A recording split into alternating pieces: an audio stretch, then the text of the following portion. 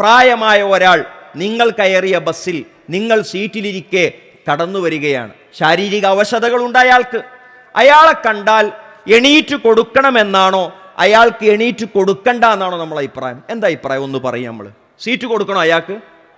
കൊടുക്കണോ? കൊടുക്കണം എന്ന് തന്നെയാണ് നമ്മളെല്ലാവരും പറയണത്, അല്ലേ? അതന്നെ എല്ലാവരും പറയുള്ളൂ. ഇയാളോടും അങ്ങനെ ഒരു ചോദ്യം ചോദിച്ചു, ഈ താന്തോന്നിയോട് അങ്ങനെ ഒരു ചോദ്യം ചോദിച്ചു, സീറ്റ് കൊടുക്കണോ? അയാളുടെ മനസ്സിൽ ആദ്യം വന്ന ഉത്തരം, ഈ ഇരിക്കുന്ന അബ്ദുല്ലാബാസിലാണ് അയാളുടെ ചോദ്യം ചോദിച്ചത്. അപ്പോൾ അയാളുടെ മനസ്സിൽ ആദ്യം വന്ന ഉത്തരം സീറ്റ് എന്തായാലും കണിശമായും കൊടുക്കണം. അതാണ് പെട്ടെന്ന് വരുന്ന ഉത്തരം. ഒരു മനുഷ്യന്റെ മനസ്സിൽ പെട്ടെന്ന് വരുന്ന ഉത്തരം അതാ. അയാളത് പറഞ്ഞു പോയി.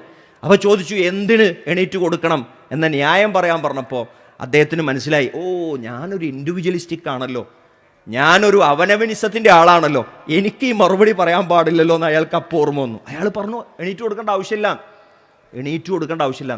വയസ്സായ ആളുകളെപ്പോലും, അതൊരു സ്ത്രീയാണെങ്കിൽ പോലും, ഒരു ഗർഭിണിയായി അവശത അനുഭവിക്കുന്നവളാണെങ്കിൽ പോലും ഒരു തരത്തിലുള്ള പരിഗണനയും കൊടുക്കണ്ട എന്ന് പറയുന്ന ആശയത്തിൻ്റെ പേരാണ് ഇൻഡിവിജ്വലിസം.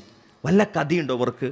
സമൂഹത്തിന് ഇവർക്ക് എന്തെങ്കിലും ഒരു ഉപകാരപ്രദമായ എന്തെങ്കിലും ഒരു ആശയം ഇവർക്ക് പറയാനുണ്ടോ? ഒന്നും പറയാനില്ല, അല്ലേ?